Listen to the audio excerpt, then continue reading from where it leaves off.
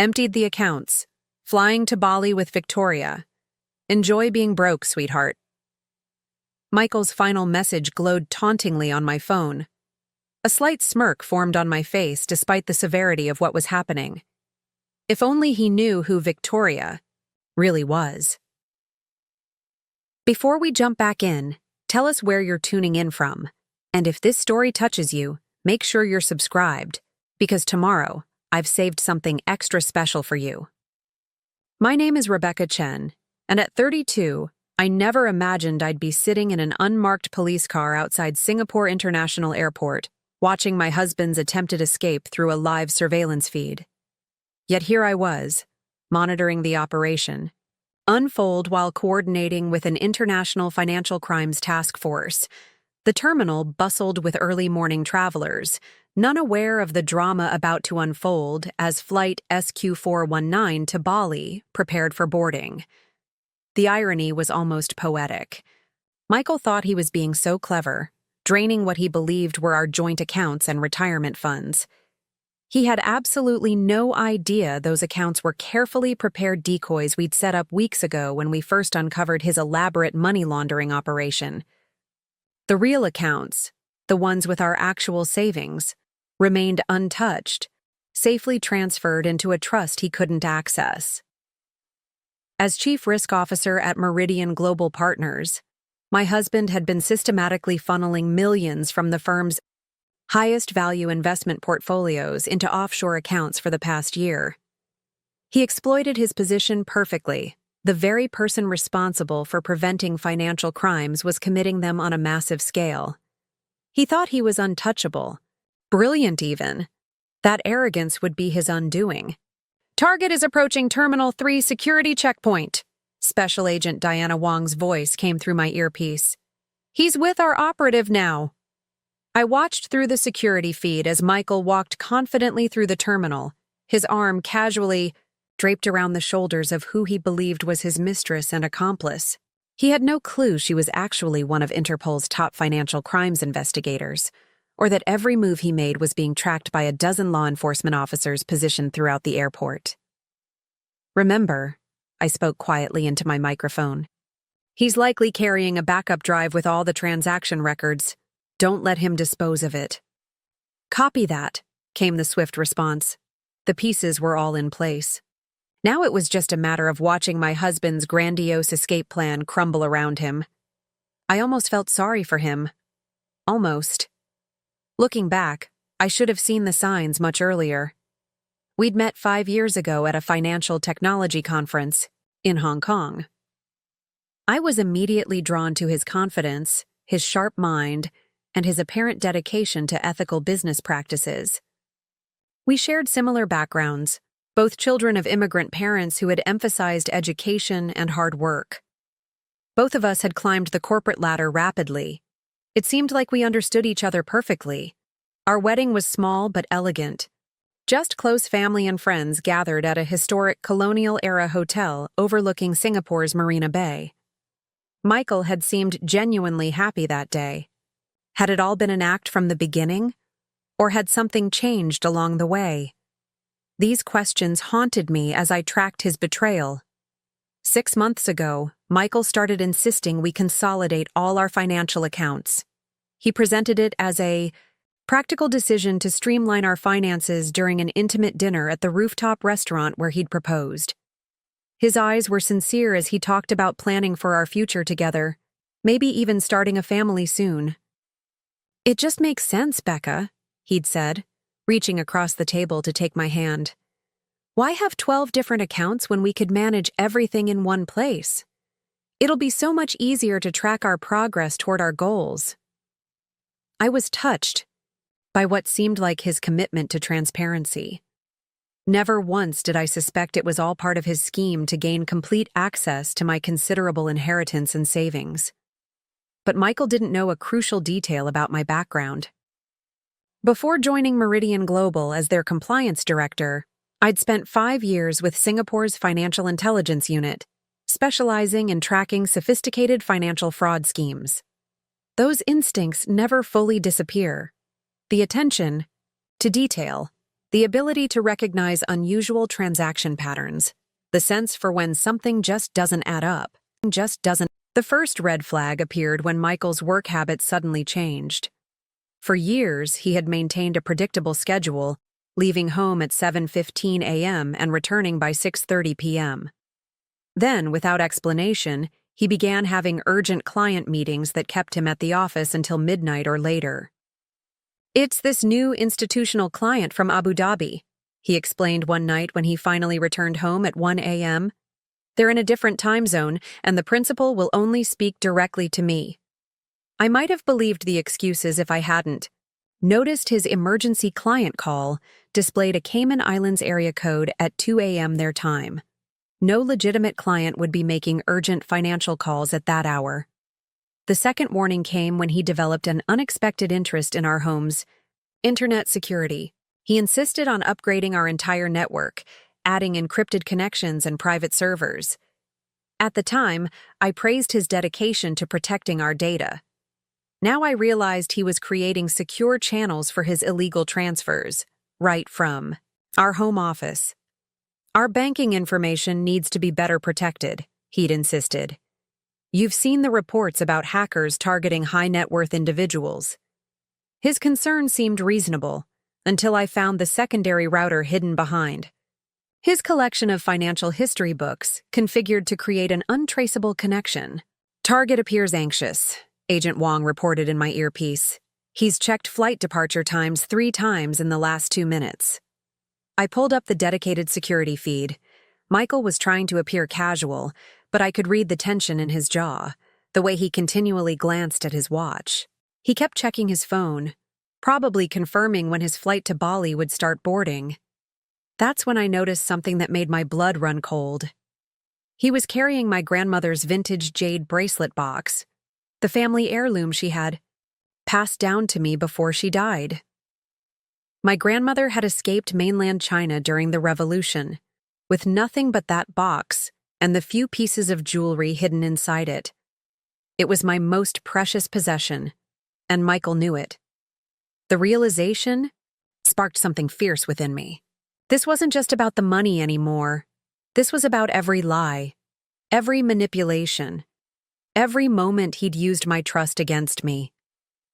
I thought about the Meridian clients whose retirement funds he'd pillaged, the families whose financial security he'd jeopardized, all while playing the role of devoted husband. "Agent Wong," I spoke into my mic, my voice steady despite the emotion building in my throat. "The backup drive is likely in my grandmother's jade box. He always said it was the perfect hiding place for small valuables." "Copy that," she responded. "We'll make sure to secure it during the intercept." I watched as Michael checked his boarding pass again, his expression growing increasingly impatient. He had no idea that his flight to Bali had been deliberately delayed by airport authorities, or that Victoria had already alerted security about a suspicious package, ensuring they'd be pulled aside for additional screening. He didn't know that. We'd frozen the accounts he thought he'd emptied. He was probably wondering why his boarding announcement hadn't come yet. Time to end this charade. I picked up my phone and typed out one final message. "Maybe you should check if those accounts still have money in them before boarding." Through the surveillance camera, I watched Michael's face transform as he read my message. His confident smile vanished, replaced by a flash of panic as he hastily pulled out his phone and started checking his banking apps. All units were in position. The trap was set. What Michael didn't know was that his perfect escape was about to become his worst nightmare. My phone rang immediately after I sent the text.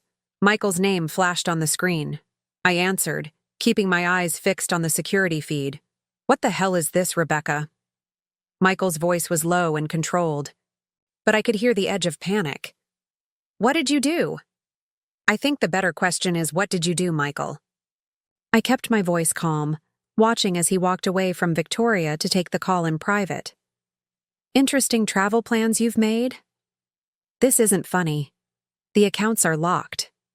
His voice dropped to a harsh whisper. "I know you did this somehow." "Unlock them, now." "I'm afraid I can't do that," I replied. Those accounts are currently part of an active financial crimes investigation. There was a beat of silence, and I could see him on the camera feed, his free hand clenching into a fist. "You have no idea what you're talking about," he finally said, his voice steadier now. "I'm just taking a much-needed vacation with a colleague. Your paranoia is getting out of hand, Becca." Even now he was trying to gaslight me. Classic Michael. A colleague? I couldn't help but laugh. "Is that what you're calling Agent Wong now?" I watched through the security camera as his head snapped up, eyes scanning the terminal frantically. "What did you just say?"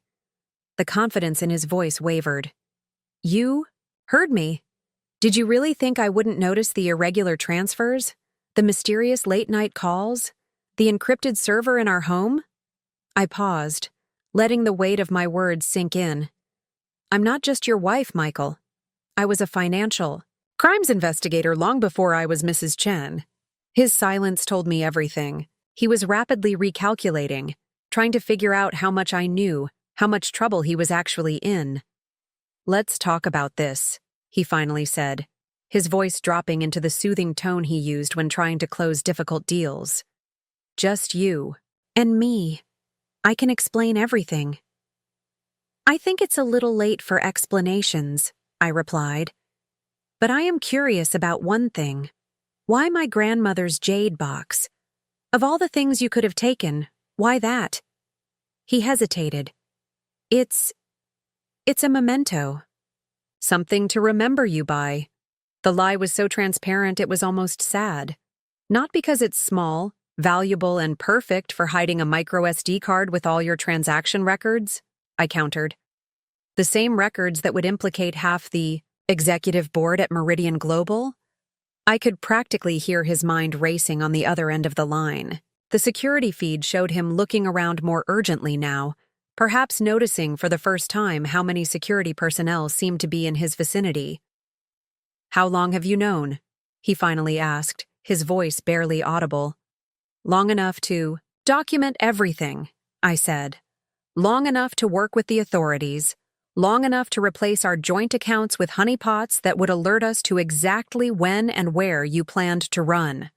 Who else knows?" The question was sharp, desperate.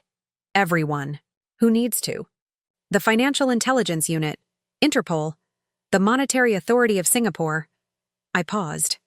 "And Victoria, of course." I watched through the camera as his eyes darted to where the undercover agent stood, pretending to check her boarding pass. "You're bluffing," he said, but I could hear the uncertainty in his voice. "Victoria has been helping me set this up for months." "Has she really?" I asked. "Tell me. Has Victoria ever mentioned her actual employer? Or shown you her family home? Or introduced you to any of her friends?" His silence was telling. "Look to your left, Michael. See the man with the blue carry-on? And the woman by the currency exchange booth? How about the airport security guard who's been watching you since you entered the terminal?" I continued, knowing each person I mentioned would deepen his paranoia. "They're all here for you." Through the camera feed, I watched him scan each location I mentioned, his face growing paler by the second. "This is insane," he insisted, but his voice had lost its edge. "You can't prove anything." "Actually, we can. We have the irregular wire transfer patterns. We have the shell company structures. We have the altered investment reports." I paused. "And soon, we'll have the contents of that jade box." "You know what?" His voice suddenly hardened. "Keep the damn box. Keep everything. I have enough stashed away that you'll never find. This little operation of yours? It's too late." Now it was my turn to smile. "Is that what you think?" "Michael, we've been monitoring your hidden accounts for weeks. The ones in Cayman, in Liechtenstein, in Malta. They've all been flagged and frozen. There's nowhere for that money to go." I watched his face as the reality of his situation began to dawn on him. His eyes darted to the departure board, then to the security personnel I'd pointed out, then to Victoria, who was now speaking quietly into what appeared to be her watch. "You've been planning this for months," he said, accusation in his tone. "You set me up." No, Michael. You set yourself up the moment you decided to steal from your clients. I simply made sure you wouldn't get away with it. Our firm, Meridian Global Partners, managed over $50 billion in assets for clients ranging from sovereign wealth funds to pension plans. As Chief Risk Officer, Michael had access to every account, every transaction, every safeguard. He was the ultimate poacher turned gamekeeper. The person entrusted to protect the system was the one exploiting it. The investigation had begun 3 months ago, when one of our largest clients, a pension fund for Singapore's civil servants, reported discrepancies in their quarterly returns. The amounts weren't large enough to raise immediate alarms, just 0.2% less than projected. But across a portfolio of billions, even small percentage points represented millions of dollars. As compliance director, the initial inquiry had landed on my desk. I remembered the sinking feeling in my stomach as I traced the first suspicious transaction back to an approval code that belonged to Michael. Initially, I'd convinced myself it was a mistake, an oversight, a system glitch. It's probably nothing, I'd told myself. But I should check just to be sure. That single thread, when pulled, had unraveled a scheme so elaborate it had left even the veteran investigators at FIU speechless.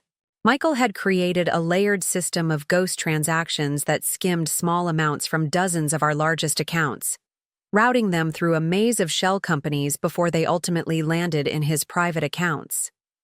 You won't be able to prove it was me, Michael said now, interrupting my thoughts. The transactions were authorized using multiple credentials. It could have been anyone on the executive team. Except for the access logs, I countered. All traced back to your devices, Michael. Your laptop, your secure phone, your home IP address, the one behind that hidden router you installed. There was silence on the other end of the line. Why did you do it? I asked, the question that had been haunting me for months finally spilling out. We had everything. Good jobs, a beautiful home, plans for the future. What could possibly be worth risking all of that? His laugh was bitter. You really don't get it, do you? Good jobs. Do you know what the board members at Meridian make in a year? 20 times my salary. For what?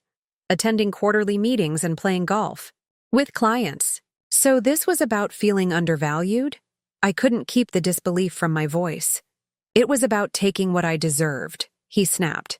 I built the risk management system from the ground up. I'm the reason Meridian weathered the last financial crisis. Without me, they'd have collapsed like every other mid-tier investment firm.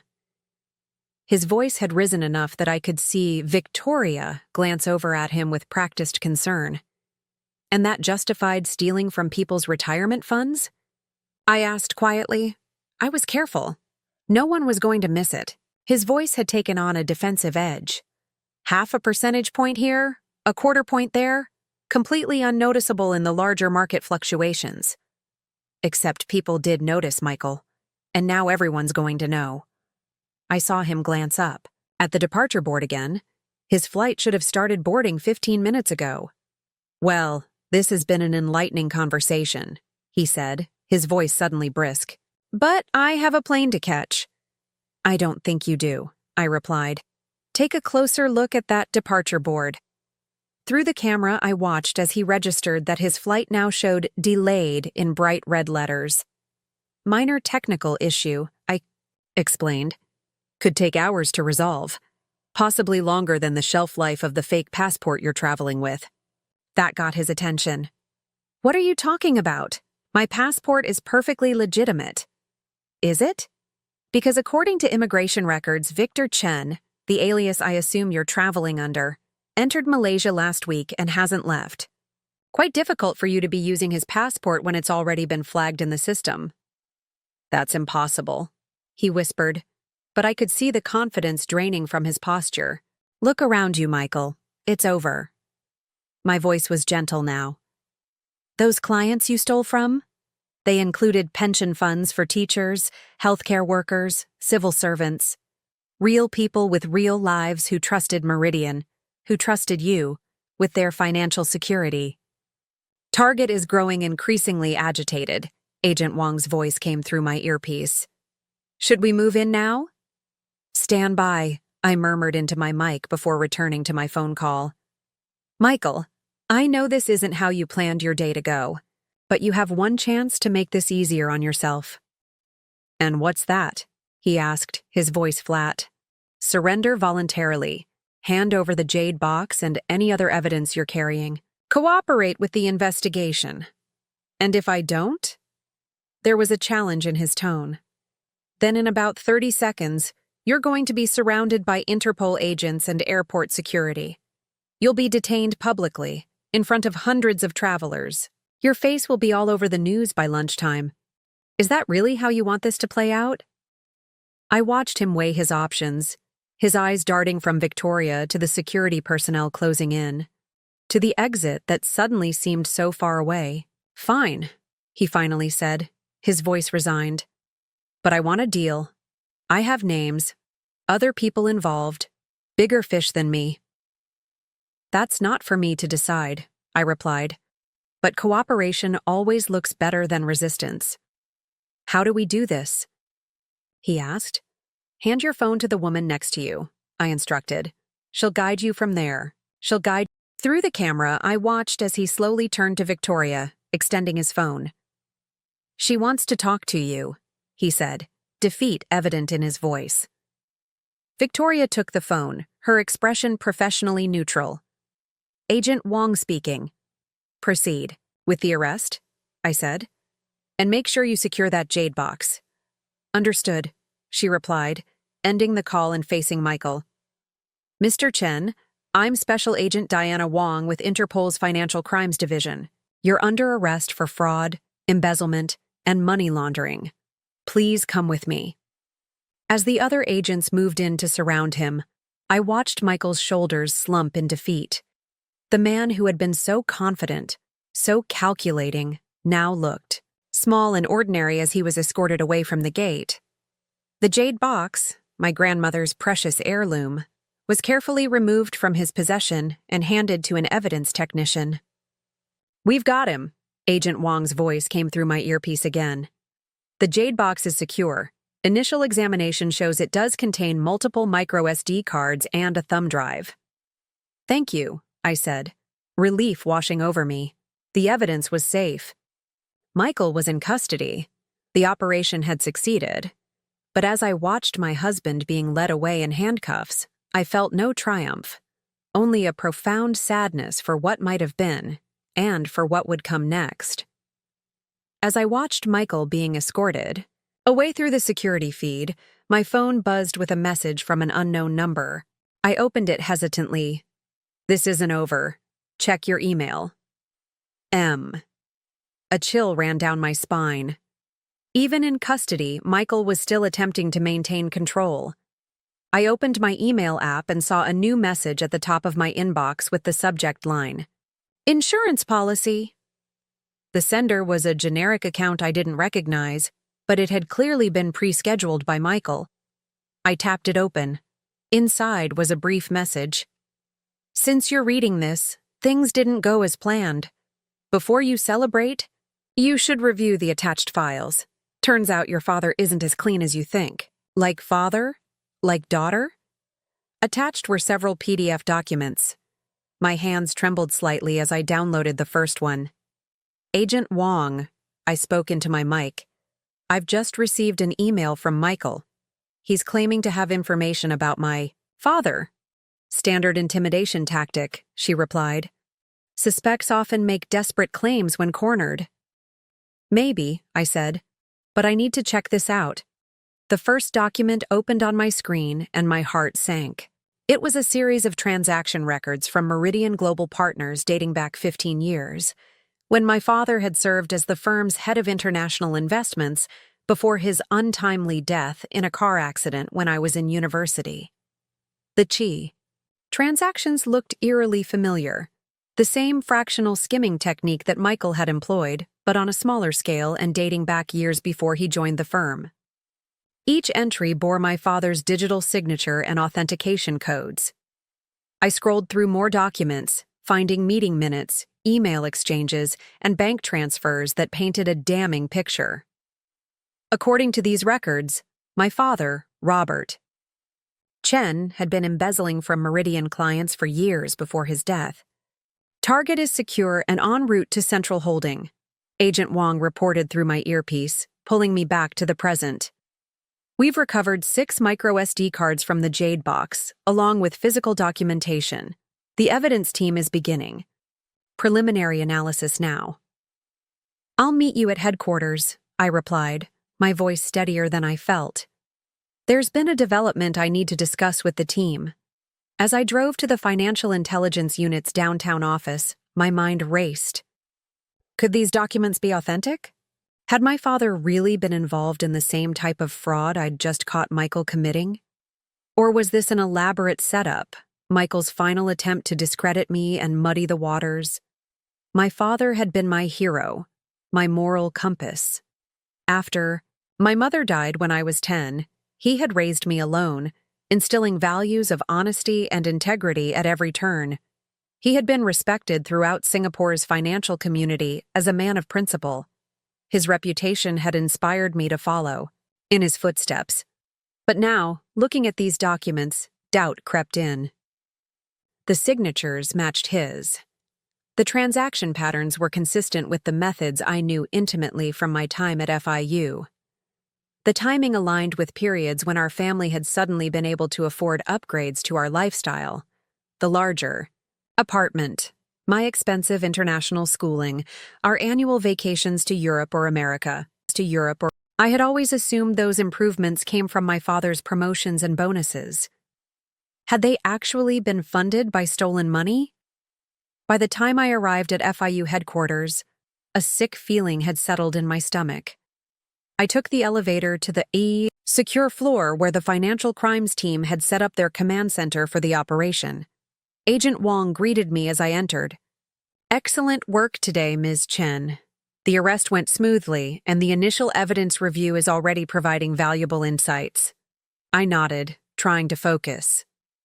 Thank you, but there's something we need to address. I pulled out my tablet. I received this email from Michael right after his arrest. It contains documents suggesting my father was involved in a similar scheme years ago. Wong's expression remained neutral as she took the tablet from me, but I caught the slight tightening around her eyes as she scrolled through the files. These appear comprehensive, she said carefully, handing the tablet to a digital forensics expert. Lee, I need a full authentication analysis on these documents ASAP. Already on it, the analyst replied, connecting my tablet to their system. I'll compare them against our historical database and check for digital manipulation. Sank into a chair, suddenly exhausted.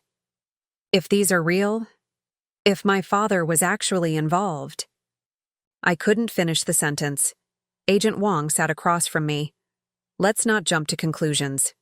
Your husband had both motive and opportunity to fabricate evidence against your father. He knew it would distress you and potentially complicate the case against him. But the signatures, the transaction codes, they look authentic, I said. Digital forgery is sophisticated these days, Wong replied. Give us time to verify before you accept anything as truth. I nodded, though the doubt had already taken root. I remembered something my father used to say. In finance, trust is our currency, but verification is our responsibility. The irony of that phrase now felt like a cruel joke. Ms. Chen, a young agent approached us. Mr. Chen is asking to speak with you. He says he has information he'll only share with you directly. I looked at Agent Wong questioningly. It's your decision, she said. But remember, everything he says at this point is likely calculated to manipulate the situation in his favor. I know, I replied. But I need to hear what he has to say about these documents. 10 minutes later, I was sitting across from Michael in an interrogation room.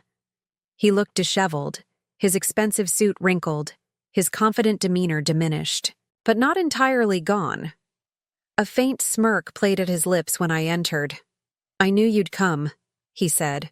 I'm only here because you claim to have information about my father, I replied, keeping my voice even. Explain these documents. Michael leaned forward. They're exactly what they appear to be. Your precious, principled father was a fraud. He established the very system I later expanded upon. I didn't create anything new. I just found his old blueprint and improved it. Why should I believe you? I asked. You've lied about everything else. Because unlike you, Becca, I've done my research. His use of my nickname felt like a violation now. When I joined Meridian, I noticed anomalies in some of the historic account reconciliations. Being the diligent risk officer I was, I investigated. Imagine my surprise when all trails led back to Robert Chen, the firm's legendary head of international investments. That doesn't prove anything, I countered. Those discrepancies could have multiple explanations. They could, he agreed smoothly. Except I found his private records. The man kept meticulous documentation of every transaction. Did you know? He had a safe deposit box at United Overseas Bank? Box 7742. The key is hidden in that jade container you were so concerned about, behind the felt lining. My blood ran cold. I had never known about any safe deposit box, but the specificity of his claim was troubling. This wasn't vague insinuation. These were verifiable details. Why are you telling me this now? I asked. Insurance, he replied. Simply. I knew there was a chance my plan might fail. If it did, I wanted leverage. You think implicating my deceased father will somehow help your case? Michael's laugh was hollow. Not directly, no. But consider the repercussions. If Robert Chen was embezzling funds 15 years ago, and those funds were used to pay for your education, your comfortable lifestyle, even possibly your position at Meridian, which, let's be honest, you got largely on your father's reputation. What does that make you? The implication was clear. At best, I would be seen as an unwitting beneficiary of stolen money. At worst, a knowing accomplice continuing my father's legacy. This is absurd, I said, standing up. You're desperate. Check the safe deposit box, Michael replied, unperturbed. Then tell me I'm desperate. Box 7742. The key is there, just where your father placed it for safekeeping. I turned to leave, but his final words stopped me at the door. One more thing, Becca. Ask yourself why Meridian was so quick to hire you after your father's accident. Ask why Harold Lim, our esteemed CEO, has taken such a personal interest in your career. Maybe because having the daughter of Robert Chen in the compliance department was the perfect way to ensure certain histories remained buried. I left without responding, my mind in turmoil. Outside the interrogation room, Agent Wong was waiting. He's trying to rattle you, she said immediately. Standard manipulation tactics. Maybe, I conceded. But some of what he's saying is specific, enough to verify. He mentioned a safe deposit box at UOB, claimed the key is hidden in my grandmother's jade box. Wong frowned. The evidence team is still processing the box. I'll have them check for hidden compartments. An hour later, my world tilted further off its axis. The evidence technician approached us with a small plastic evidence bag containing a safety deposit key. Found this behind the felt lining of the jade box, she reported. Box number 7742, United Overseas Bank, as you specified. I stared at the key, feeling as though the floor had dropped out from beneath me. Michael had been telling the truth about this detail. What else might be true? We need to access that box, I said to Agent Wong. Immediately. She nodded, already making calls to secure the necessary warrants. By late afternoon, we stood in the private room at United Overseas Bank, where Box 7742 had been brought from the vault. The bank manager handed me the signature card first. It was indeed my father's name and signature authorizing the box 15 years ago. With trembling hands, I inserted the key and opened the box. Inside was a leather-bound ledger, several USB drives, and a sealed envelope with my name written on it in my father's distinctive handwriting. I picked up the envelope first, breaking the seal with care. Inside was a letter dated just weeks before his fatal accident. "My dearest Rebecca," it began. "If you're reading this, then circumstances have forced these painful truths into the light. I've struggled with how to tell you this for years, but cowardice kept me silent. What you need to know is that I was forced into this scheme against my will." I read on, my heart pounding as the truth unfolded in my father's own words. According to his account, he had discovered irregular transactions in Meridian's international portfolios shortly after joining the executive team. When he had prepared to report his findings, Harold Lim, then the CFO, now the CEO, had approached him with an ultimatum: participate in the scheme or face fabricated evidence that would implicate him as the mastermind. With a young daughter, to support and no way to prove his innocence against the combined power of Meridian's executive board, my father had made the impossible choice to comply while secretly documenting everything.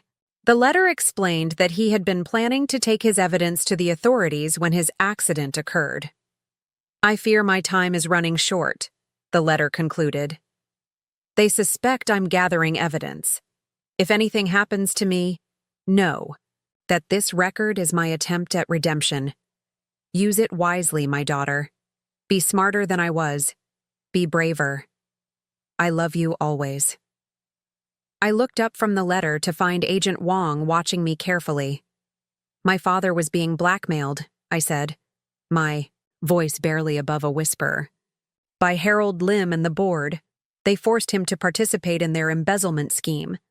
And when he planned to expose them, they arranged his accident," Wong finished grimly. "If this is true, this case just expanded significantly." I handed her the letter and reached for the ledger. Inside were detailed records of every fraudulent transaction, names of all involved parties, and dates of key meetings. My father had indeed been meticulous. He'd created a comprehensive record of corporate corruption spanning years. The magnitude of what we'd uncovered was staggering. This wasn't just about Michael or even my father. This was about systematic fraud orchestrated by Meridian's leadership for decades. The same people I'd been working for, the same people who had hired me, perhaps hoping to keep me close and controlled. "Agent Wong," I said, a new resolve hardening within me. "We need to expand this investigation immediately." Michael was right about one thing. He was just following an existing blueprint, but he didn't know the full story. Wong nodded, already mobilizing her team via her secure phone. "Harold Lim and the board members will need to be brought in for questioning. We'll need warrants for their homes, offices, everything." As we gathered the evidence from the safe deposit box, a realization struck me. Michael had inadvertently led us to something much bigger than his own crimes. In his attempt to implicate my father and undermine me, he had actually helped uncover the truth. A truth that would vindicate my father and expose the real architects of the scheme. Sometimes justice takes unexpected paths. "Let's go," I said, to Wong, carefully securing my father's letter. "We have a lot of work to do." The next morning broke with a storm, both literal and figurative. Rain lashed against the windows of the FIU headquarters as we prepared for the simultaneous raids on the homes and offices of Meridian Global's executive board members. Harold Lim, the CEO, was our primary target, but 5 other board members were also implicated in my father's documents. I hadn't slept. After discovering my father's evidence, I'd spent the night with Agent Wong and her team, analyzing the ledger and digital files from the safe deposit box. The picture that emerged was more disturbing than I had imagined. The embezzlement scheme hadn't just stolen from investment accounts. It had deliberately targeted pension funds for civil servants, healthcare workers, and educators. The very people who could least afford the loss had been the primary victims. What had begun as a scheme to skim fractions of percentages had grown bolder over the years, eventually siphoning off nearly 2% of annual returns from these funds. Over 15 years, The total exceeded $400 million. The warrants are secured, Agent Wong announced, returning from a call with the prosecutor's office. Strike teams are in position at all locations. We move in 30 minutes. I nodded, my attention fixed on a particular entry in my father's ledger from shortly before his death. Agent Wong, look at this.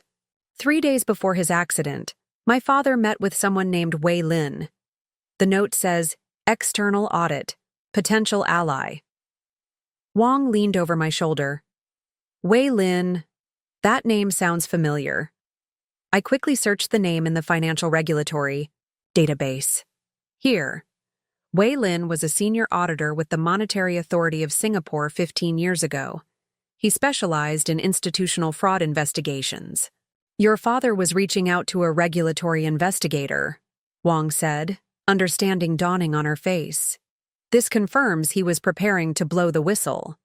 And look at the next entry. I pointed to the final notation in the ledger.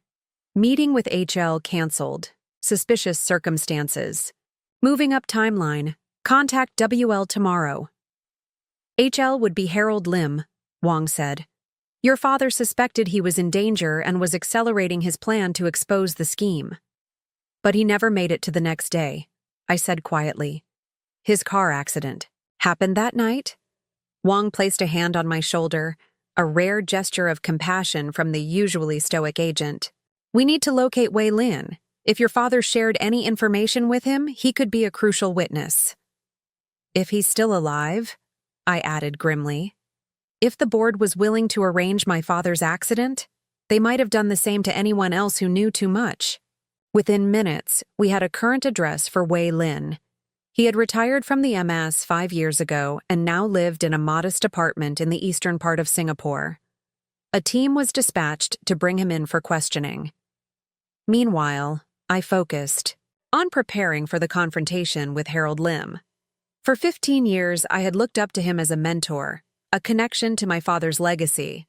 He had attended my university graduation, offered me my first position at Meridian, guided my career advancement, all while knowing, perhaps even orchestrating, my father's death. The betrayal cut deeper than Michael's ever could. It's time, Wong announced. The teams are moving in. We gathered in the command center, watching live feeds from the various raid locations. The operation was precisely coordinated. At exactly 6 a.m., teams simultaneously entered the homes of all 6 board members. Harold Lim's arrest was assigned to Wong herself, with me accompanying as a financial expert. As we approached his luxury penthouse in the Marina Bay district, Wong briefed the tactical team. Subject is not known to be violent, but consider him desperate and dangerous. He has significant resources and connections. Secure all electronic devices and documents immediately. The entry was swift and without incident. Harold Lim, still in his pajamas and robe, appeared more confused than alarmed when officers entered his bedroom. That confusion transformed into shock when he saw me. Walk in behind Agent Wong. Walk in behind... Rebecca, what is the meaning of this? He demanded, his authoritative boardroom voice incongruous with his disheveled appearance. Harold Lim, Wong stated formally, you are under arrest for fraud, embezzlement, conspiracy, and suspicion of involvement in the death of Robert Chen. You have the right to remain silent. As Wong continued reading his rights, Lim's eyes remained fixed on me, narrowing with calculation. I met his gaze steadily, holding up my father's ledger so he could see it clearly. Recognition flickered across his face, followed by something that looked almost like resignation. You found it, he said quietly, interrupting Wong's recitation. I found everything, I confirmed. The ledger, the transaction records, the names, and my father's letter explaining how you blackmailed him into participating in your scheme. Lim's composure cracked slightly. Your father was naive. He didn't understand the realities of global finance. The reality that you were stealing from teachers' pension funds? I countered, anger rising in my voice. Or the reality that you arranged his death when he threatened to expose you? I never wanted Robert hurt. Lim protested as officers began searching his apartment. That wasn't my decision. Then whose was it? Wong demanded. Lim pressed his lips together, saying nothing more as he was handcuffed and led away. But his words had confirmed what we suspected. My father's death had been deliberate, and decisions about it had been made collectively. As officers secured Lim's home office, one called me over. "Ms. Chen, you should see this." On the desk was a framed photograph I recognized, the Meridian executive team from 15 years ago. My father stood at one end of the row, his smile not quite reaching his eyes. But what caught my attention was a notation on the back of the frame, visible now that it had been removed from the wall. In neat handwriting were the words, "The last board meeting before RC became a problem, May 2010. Bag this as evidence," Wong instructed. "And check for a safe. Someone this careful would have contingencies." The search revealed a concealed safe behind a bookcase in Lim's study. After obtaining additional warrant clearance, technicians worked to open it. Inside, they found multiple passports under different names, bearer bonds, and a significant amount of cash in various currencies. "He was prepared to run," Wong observed. But the most damning evidence was a thin file labeled simply RC.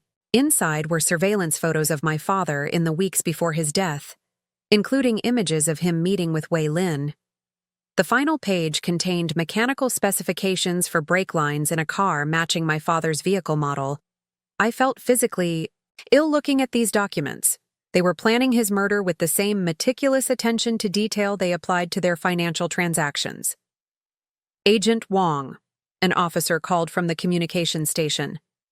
"Wei Lin is secure and NT. Route to headquarters." "But there's a situation developing at the Meridian offices. Our team reports that servers are being wiped remotely. Technical staff are attempting to stop the process." Wong immediately redirected resources. "Get our cyber team patched in. Nothing leaves those servers." The board had a contingency plan, I realized. Probably automated to trigger if certain conditions were met, like multiple board members being unavailable simultaneously. "Can you help stop it?" Wong asked. I nodded.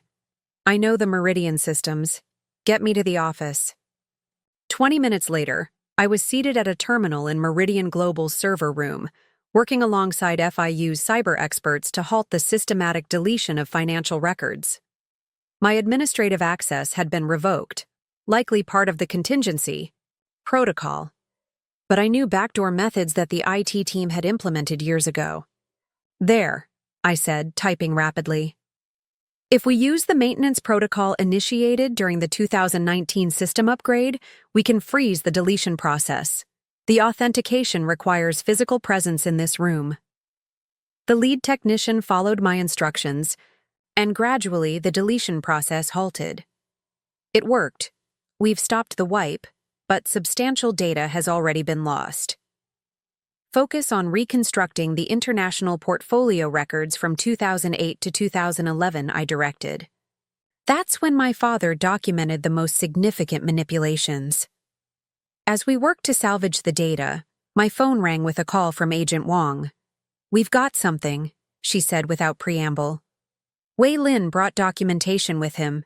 He says, your father contacted him 3 days before his death, shared preliminary evidence of the embezzlement scheme. Lin was preparing to launch an official investigation when he heard about the accident." "Why didn't he pursue it after my father died?" I asked. "He tried," Wong replied. "But without your father's complete evidence, he couldn't make the case. And within weeks, he found himself being investigated internally for alleged procedural violations. He believes it was orchestrated by Meridian's connections within the regulatory authority. He was effectively silenced. But he kept the evidence my father gave him?" "Yes. And he's willing to testify that your father was acting as a whistleblower, not a participant. Between his testimony and your father's records, we can definitively establish Robert Chen as a victim, not a perpetrator." Relief washed over me. My father's name would be cleared.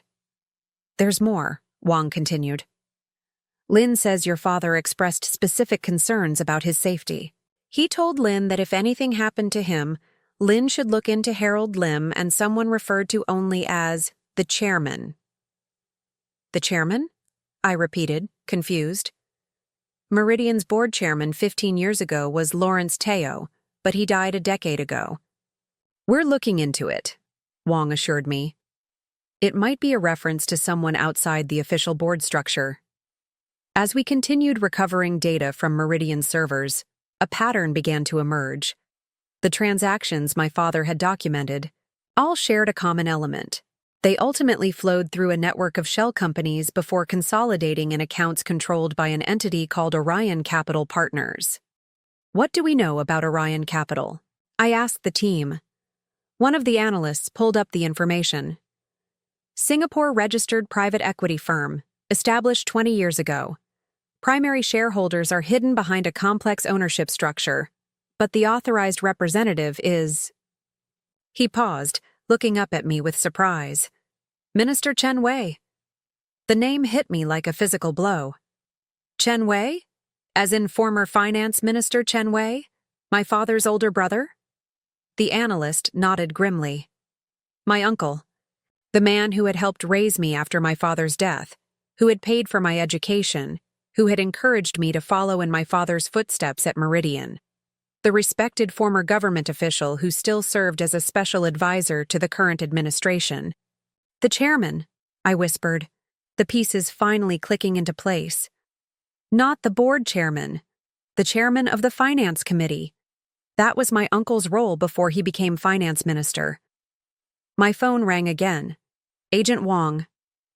Rebecca, we've identified the chairman. It's Chen Wei, I finished. My uncle. I know. We found the connection through Orion Capital. A brief silence. Are you all right? No, I answered honestly. But that doesn't matter right now. What matters is completing this investigation, no matter where it leads. We're securing a warrant for Chen Wei now, Wang informed me.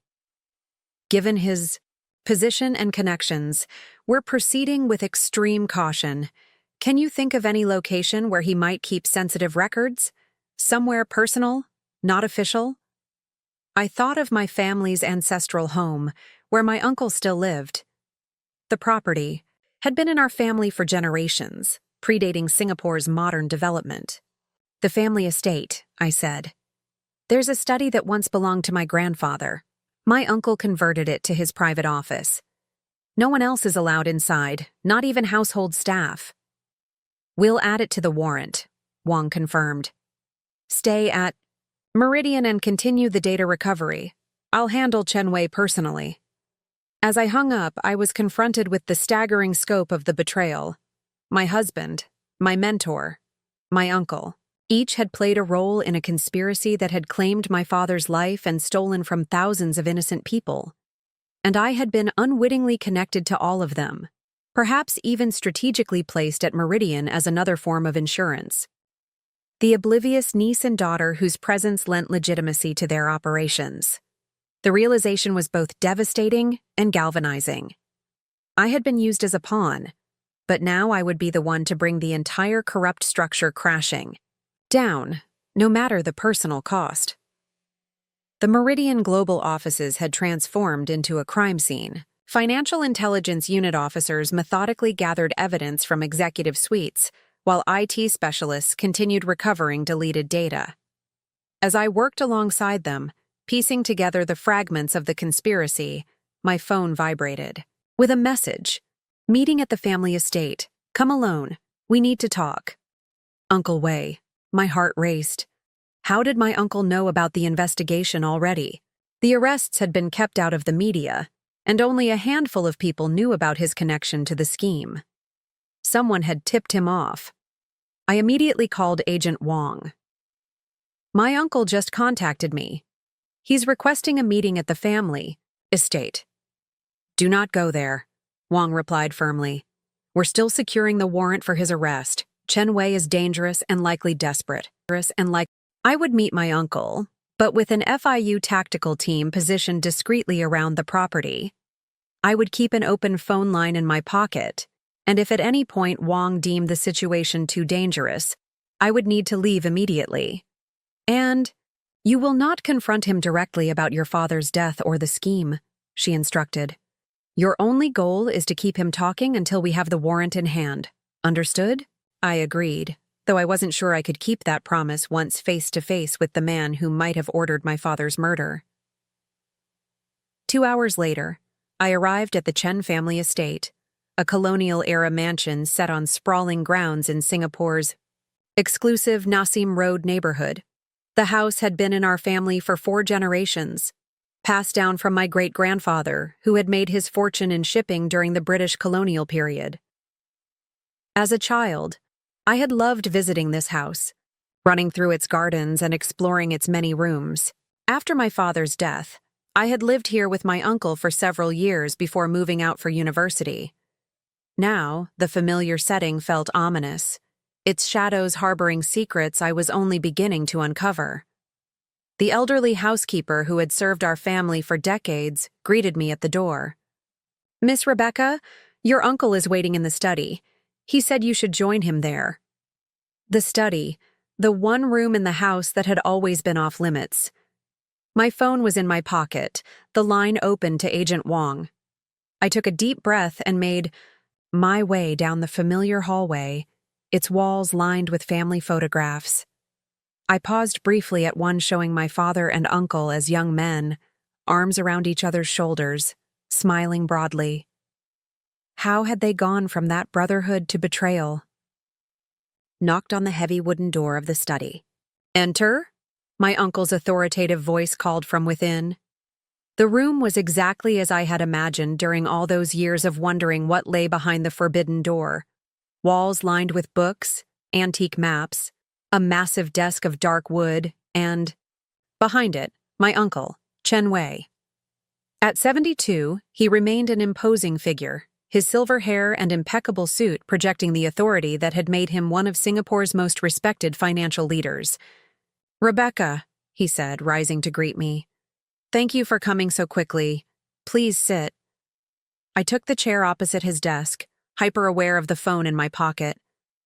"I imagine you've had a difficult day," he continued, his expression giving nothing away. "You could say that," I replied carefully. "Though I'm curious how you know about my day at all." A thin smile. "Singapore is a small place, especially in financial circles. Word travels." "And what word has traveled to you, Uncle?" He studied me for a moment. "That your husband has been arrested for financial crimes. That Harold Lim and several Meridian board members have also been taken into custody. That you have been assisting the authorities." So he knew, but how much did he know about what we had discovered? "It's been challenging," I said, deliberately vague. "Michael betrayed me in ways I'm still coming to understand." My uncle nodded, sympathetically. "Men like Michael are driven by greed. They take shortcuts, thinking themselves cleverer than the system." He paused. "But you did well to catch him. Your father would have been proud." The mention of my father sent a chill through me. I needed to tread carefully. "I've been thinking a lot about father today," I said, watching my uncle's reaction closely, about his work at Meridian, his principles. Something flickered in my uncle's eyes. Caution, perhaps? Robert was always principled, sometimes to a fault. He saw the world in black and white. In finance, there are many shades of gray. "What? Shade of gray is embezzlement, Uncle?" His expression didn't change, but I noticed his hand tighten slightly on his armrest. "A crude term. Sophisticated finance often involves complex movements of capital that, to the uninitiated, might appear questionable." "And my father questioned them," I said, unable to keep the edge from my voice. My uncle sighed heavily. "Rebecca, I asked you. Here because I'm concerned about you. This investigation you've embroiled yourself in, it's bigger than you realize. There are powerful interests involved." "Is that a warning?" "Call it friendly advice from someone who cares about you." He leaned forward.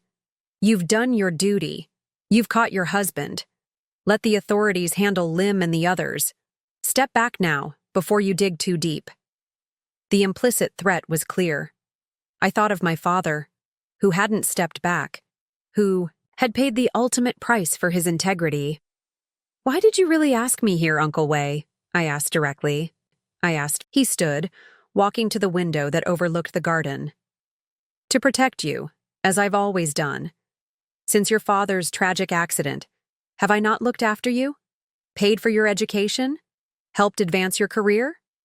Yes, you've kept me very close," I observed. Was that protection or supervision? He turned sharply. "What exactly are you implying?" "I'm not implying anything. I'm asking why the former finance minister and advisor to the government is concerned about a routine financial crimes investigation." My uncle's composed facade began to crack. "There is nothing routine about what's happening. Chen Wei does not appreciate his name being associated with criminal inquiries." His shift to speaking about himself in the third person, a habit he displayed when angry, told me I was getting close to something important. "I didn't mention your name being associated with anything criminal," I said quietly. "How did you know that aspect of the investigation?" He realized his mistake immediately. A flash of anger crossed his face before he schooled his features back into their usual impassive mask. "You think you're clever, Rebecca, like your father." He returned to his desk, pressing a button underneath. I heard a faint click, the study door locking remotely. But cleverness without wisdom is dangerous. My heart raced. I was now locked in with a man who might have orchestrated my father's death. But the phone in my pocket was still connected. Agent Wong was hearing everything. "Tell me about Orion Capital Partners," I said, deciding to lay my cards on the table. His eyes narrowed. "You've been busy today."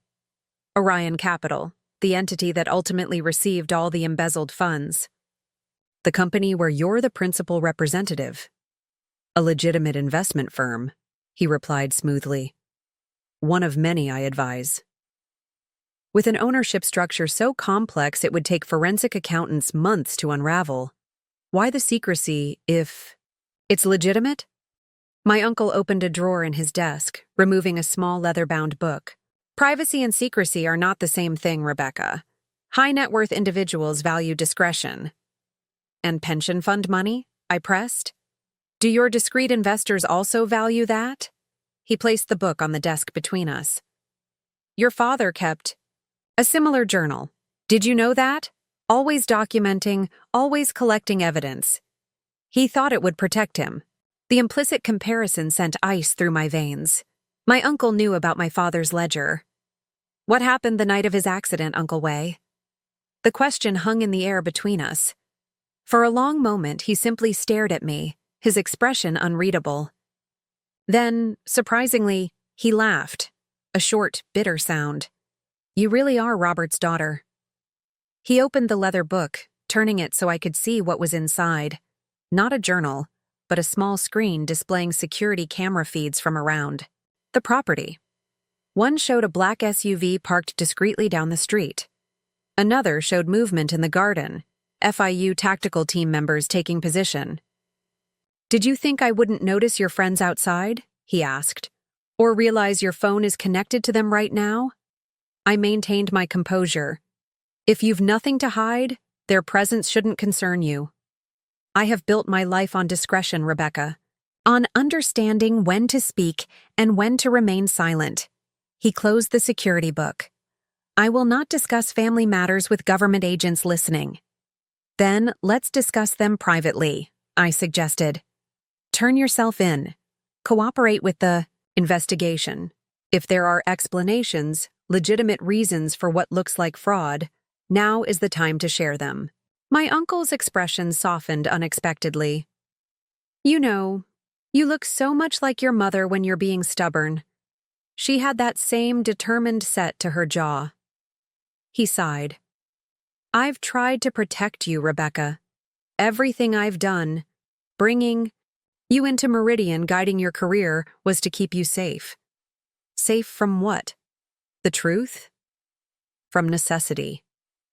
He stood again, moving to a painting on the wall, a traditional Chinese landscape that had hung in that spot for as long as I could remember. He swung it aside, revealing a hidden safe. Your father faced the same choice I'm giving you now. He chose poorly. My breath caught. What choice is that? Join us or stand against us. He entered a combination into the safe. The system you're so eager to defend, the regulations, the oversight committees, the careful rules, they're a facade.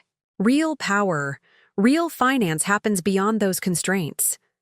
You're talking about crime, I said flatly. He shook his head, removing a thick file from the safe. I'm talking about reality.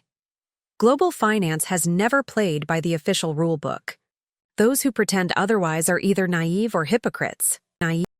He placed the file on the desk.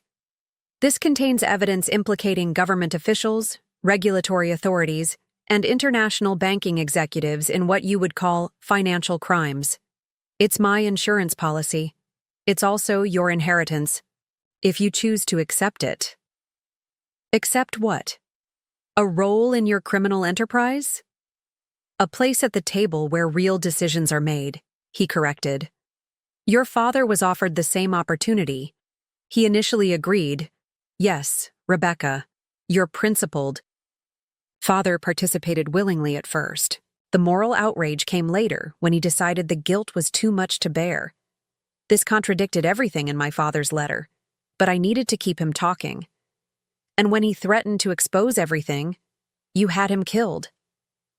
My uncle's face darkened. I loved my brother. I argued against the accident. I was outvoted. The casual admission stunned me. You're confessing to being part of a conspiracy to murder my father. I'm offering you the truth you claim to want, he replied, sharply. And a choice your father didn't get. Join us. Use your position at Meridian to help manage the transition during this unfortunate legal trouble, and you'll have wealth and influence beyond anything you've imagined. Stand against us, and the study door suddenly burst open, wood splintering around the lock. Agent Wong entered, flanked by tactical officers, weapons drawn. Chen Wei, you're under arrest, she announced. We have everything we need. My uncle didn't seem surprised. He looked at me with an expression of sad disappointment. You're more like your father than I thought. Let's hope you don't share his fate. As the officers handcuffed him, he nodded, toward the file still on the desk. That's still yours if you want it, Rebecca. The offer remains open. Agent Wong nodded to an evidence technician who carefully bagged the file. This will be processed along with everything else from the study. As they led my uncle away, he called back to me. Ask yourself why they sent Victoria to entrap your husband rather than arresting him immediately. Ask who benefits from controlling this investigation. You're still not seeing the full picture, Rebecca. When they had gone, I remained in the study, surrounded by evidence technicians cataloging my uncle's records. His parting words echoed, in my mind. What did he mean about Victoria? About controlling the investigation? I pulled out my phone and called Michael's attorney, requesting an urgent meeting. If I wanted the full truth, I needed to hear all sides, even from the husband who had betrayed me. Sometimes the deepest deceptions come from those claiming to pursue justice. The detention center where Michael was being held looked nothing like the prison facilities shown in movies. Located in a nondescript government building, it featured interview rooms that resembled corporate meeting spaces more than cells. Still, the heavy security doors and watchful guards made it clear this was no ordinary office. I had spent the night reviewing everything we knew about the case, searching for any truth in my uncle's parting words. Why had the Financial Intelligence Unit used an undercover agent instead of arresting Michael immediately? Who had authorized the operation? And, most unsettlingly, was there a hidden agenda behind this investigation? Michael was already seated when I was escorted into the interview room. His lawyer, an expensively dressed woman from one of Singapore's premier law firms, sat beside him. Michael looked different, the arrogant confidence replaced by a careful wariness. His eyes tracked me as I took a seat across from them. "You requested this meeting," his lawyer began formally. "May I remind you that anything discussed here could potentially be used in the proceedings against my client." "I understand," I replied, "and I appreciate you arranging this so quickly." Michael leaned forward. "I'm surprised you wanted to see me at all, Becca. Come to gloat?" "I came because I need to understand the full picture," I said. "And I think there are things you know that you haven't shared." His eyebrow raised slightly. "Such as?" "Such as why Agent Wong, Victoria, targeted you specifically. Why not Harold Lim or the other board members? Why start with you?" Michael exchanged a glance with his lawyer, who gave a slight nod. "I've been asking myself that same question," he said. "At first, I assumed it was because I was the newest member of the scheme, the easiest to catch. But after they brought in Lim and the others, I realized there was something more coordinated going on." "What do you mean?" "This wasn't a standard investigation that happened to uncover wrongdoing," Michael explained. "This was targeted from the beginning. Someone wanted Meridian's leadership taken down, and they used me and you to make it happen." His lawyer interjected, "My client believes he may have been manipulated by parties with their own agenda." "That's convenient," I said skeptically. "Claiming to be a victim when you're caught red-handed." Michael's jaw tightened. "I'm not denying what I did, Rebecca. I participated in the scheme. I stole money. I betrayed you. But I'm not the mastermind, and I wasn't the primary target of this investigation." "Then who was?" "Your uncle," he said simply. "Chen Wei, the former finance minister who somehow managed to stay clear of any financial scandals for 30 years despite being at the center of Singapore's banking system. This aligned with what we had discovered, but I was reluctant to show it. What makes you think that?" "Because Victoria, Agent Wong, wasn't just asking about Meridian's operations. She was specifically interested in any connections to government officials, regulatory decisions, political appointments. Questions that went far beyond a corporate fraud case. I considered this. It was true that Agent Wong had seemed unusually well-informed about my family connections from the beginning.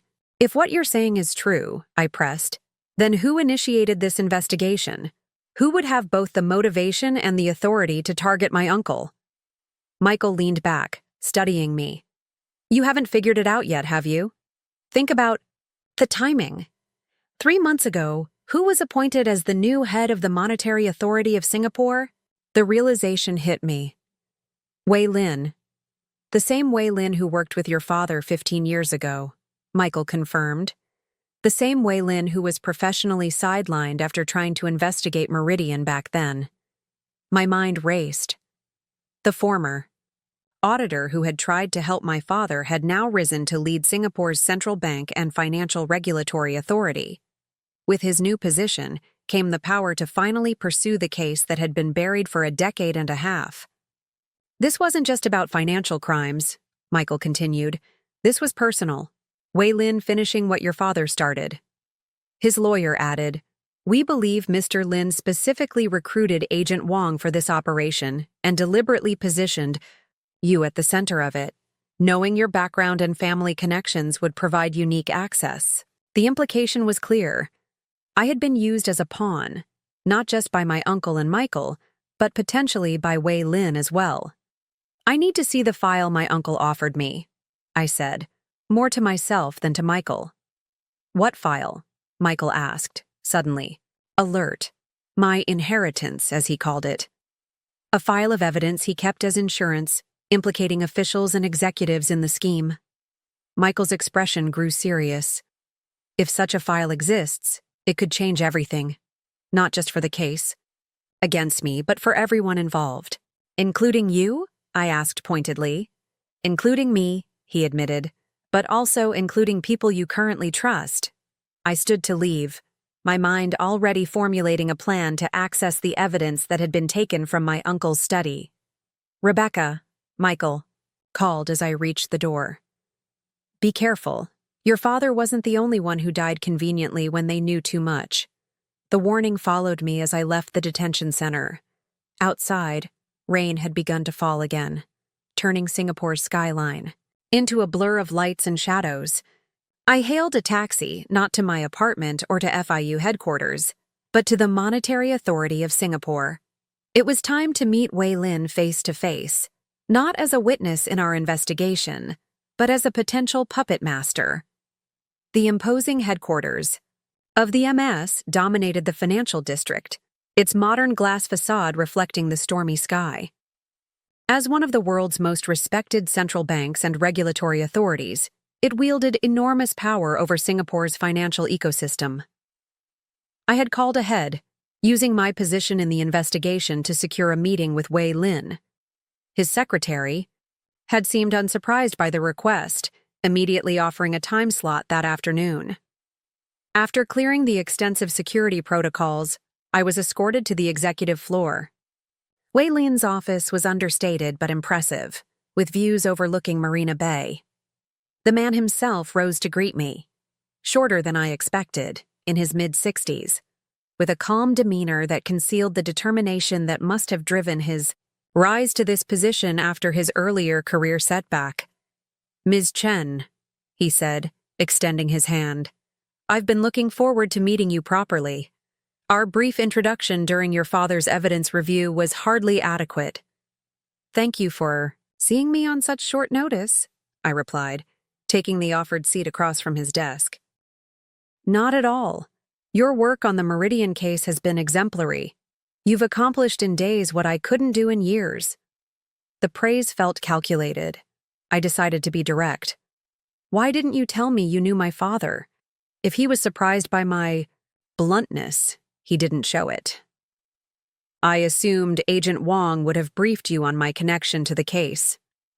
She mentioned you had evidence from my father, but not the extent of your history with him.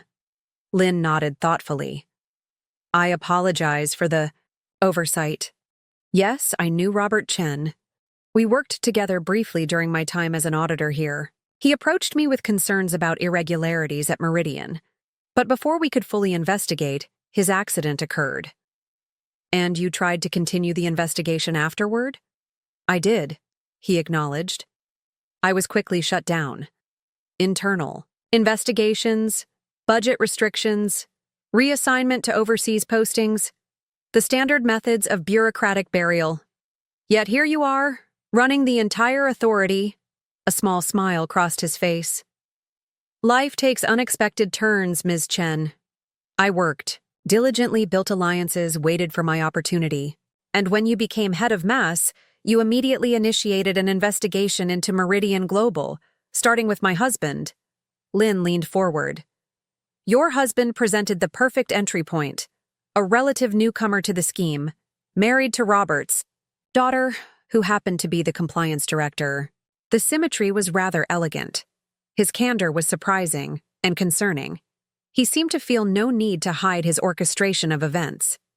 So you used me, I stated flatly. I prefer to think of it as aligning our interests, he countered. You wanted to catch your husband in his betrayal. I wanted to expose the larger conspiracy. We both desired justice for your father.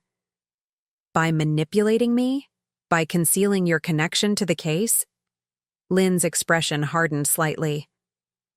Would you have preferred I approach you directly? Hello, Ms. Chen. I knew your father briefly 15 years ago. I believe your husband is part of the same criminal enterprise that led to your father's death. Would you mind helping me investigate him? Would you have believed me? He had a point, but it didn't diminish my anger at being used. What about the file my uncle kept? His insurance policy. I want to see it. Lin's eyes narrowed marginally. That evidence is now part of an active investigation. An investigation you're controlling, I countered. What is in that file that you don't want me to see? You've been speaking with your husband, Lin observed. He's trying to create doubt, turn you against the investigation, a classic tactic. Or, He's telling the truth about being a smaller piece in a larger game, I replied. A game you're playing too. Lynn sighed, standing to look out at the impressive view. Singapore's financial system is built on trust, Ms. Chen. Trust in our regulations, our oversight, our integrity.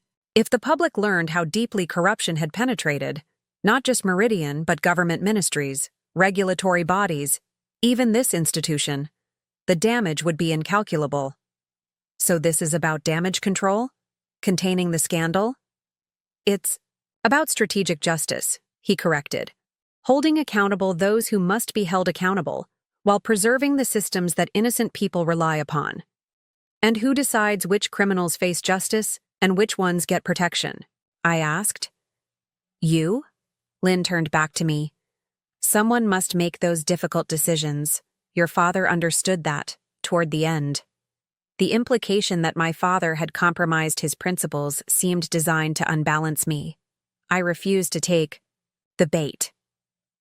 I want to see the file, I repeated. That's not possible at this stage, Lynn replied firmly. Then I'll go public with everything I know, I countered. About my uncle, about Meridian, about your personal vendetta and manipulation of the investigation. For the first time, I saw genuine anger flash across his face. That would be extremely unwise, Ms. Chen. Your father made similar threats. The implied connection to my father's fate hung in the air between us. Are you threatening me, Mr. Lin? His expression smoothed back to professional calm. I'm advising you as someone who respected your father.